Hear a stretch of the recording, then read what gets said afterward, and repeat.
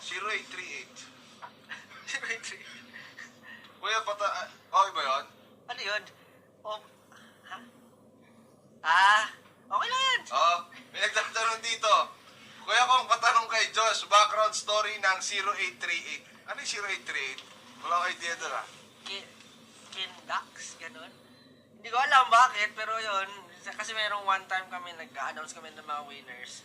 Tapos meron lumabas na na pangalan ng winners. So tawa kami ng tawa. Yung siguro yung 0838 na yun, yung number na yun. Timestamp. Yung number nung nabunot namin sa raffle. Tapos ang pangalan niya, Kindax. Ayan. Hindi ko na kailangan explain, nandun na yung context. Alam nyo na yun. Okay. So parang debated, alam mo yun? Debated. Kami. Actually, meron akong kilala na Kendax din yung pangalan. Yung vlogger. Skedax. Kendax yung